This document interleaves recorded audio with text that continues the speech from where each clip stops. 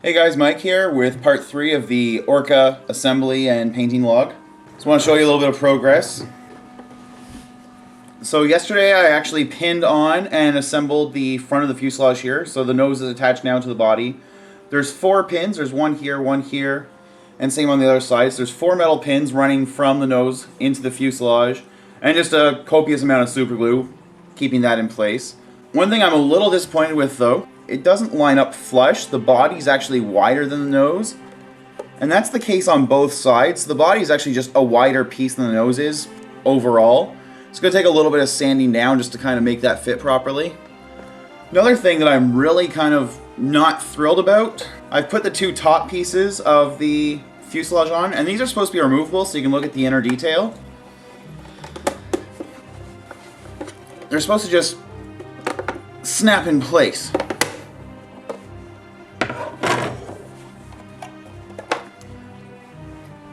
So, a few things. You remember when I showed you the trial fit, the command center fit inside quite nicely? Now that the body is actually attached to the fuselage, the command center is actually about 1 millimeter too wide to actually fit in here. What's happened is, as I've attached this to the nose, the walls have actually tapered in a little bit and made it too narrow for the command center to fit inside. So what I'm going to tell you right now is, anytime you're building a really large kit, especially these Forge World kits made of resin, trial fit everything at every possible step. Put one piece on, wait for it set, glue, whatever, and make sure everything else still fits. And repeat that process. It's going to be a little bit time consuming, but you don't want to have to go back to step 2 when you're on step 18.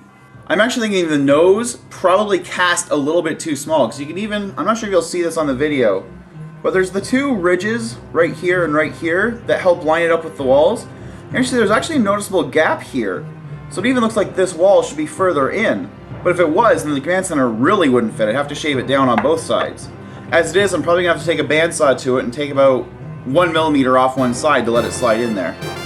So the other kind of annoying part about this is the top part, there's 2 pieces, and they're just supposed to sort of clip in. And that one's not bad. The front top fuselage just slides in, no problem. The back, however, you can see this is actually, like, it's lined up at the top, where the other part is. And you can see it's really out of square here at the bottom. Like, the whole body's shifted that way a little bit. What I'm about to do is actually have a very large soup stock pot boiling in the kitchen. So I'm going to have to dip this whole thing and press it together and hope that it makes the body warp out the way it's supposed to. If you're not sure what I'm doing here, Forge World resin, and resin in particular, you can basically boil it and it'll soften up, and then you can press it to the form you need. You need to be very careful because you can actually warp apart worse if you do this, but if you get a Forge World piece, and say there's a tail fin on it that's a little bit droopy, or a gun that has a bit of a curve to it or something, you can boil those in water, bend them straight around, let them cool, which only takes a few seconds, and they should keep the shape that they're intended, rather than that sort of warped appearance they had. But this is the largest thing I've ever boiled. I can probably only fit about half of it into the pot in the first place. I mean, we're out of square here by about 2 millimeters at this end. And if I really push hard, I can force this together. I mean, really push hard. But the problem is, I want these 2 panels to be removable after this is painted so you can see the interior detail. And if I have to push that hard, I'm obviously going to scratch the paint up. And I don't want that. Or more importantly, my client is going to have to scratch the paint up, and they don't want that. They don't know it yet, but they don't want that. So we need to make sure this is straight. One other part that's just a little bit frustrating, the upper part of the fuselage here overhangs by about 1 millimeter there, and maybe half a millimeter here. So once I've got this all set so it's nice and square, I've also got to shave these down so that when it's clipped on, it doesn't look like a piece that's clipped on lying on top. It actually looks like one solid body. The problem is, because we want it to be removable, I can't use body filler or green stuff or anything like that. I have to actually just make it so that once it sets on, it's the right shape. So I definitely have to cut this down a little bit and just go at it with sandpaper or a Dremel tool or something. Remember to keep in mind that resin dust is toxic. If you're doing this yourself, make sure you wear a ventilator mask or a gas mask or something to protect you from inhaling any of the dust. Do it in a well-ventilated area. Make sure your kids, your pets, your parents, whatever, aren't around. Well, you might need your parents around if you're using power tools. Make sure you're doing it safely. That's really what it comes down to. You don't want to be breathing this stuff. You don't want your pets breathing this stuff. So just take precaution. One other thing I really should emphasize, there's the 2 engine mounts.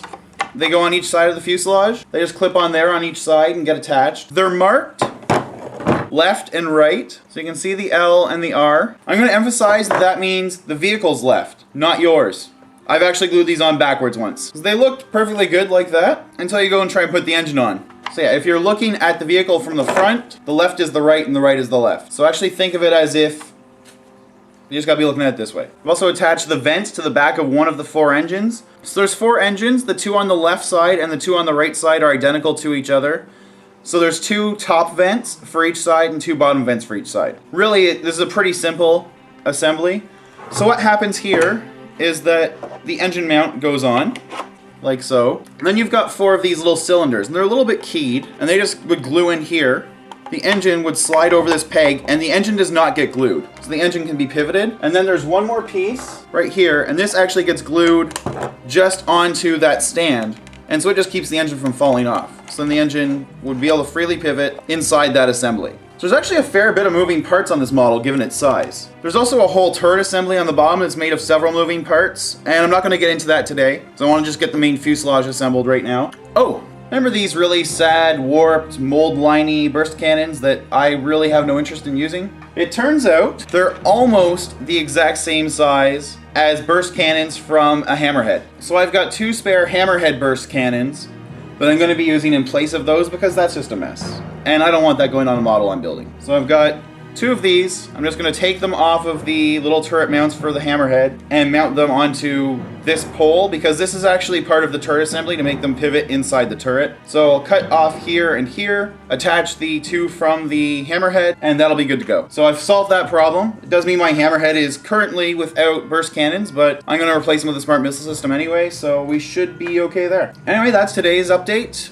So I'll give you an update a little bit later today when I'm done boiling an Orca. Hey guys, I'm back with another Orca update. Just want to let you know the boiling went great. See here, we've got the fully snapped together chassis. That part just slides off. Remember before I really had to work to snap this in? It looked like I was going to break the thing. Just pops right out.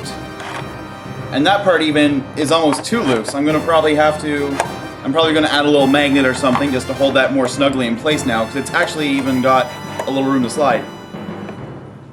But now it just kind of, a very little clip, and it's together, instead of actually shoving the thing together and really prying and pushing, which guaranteed would have damaged the paint job.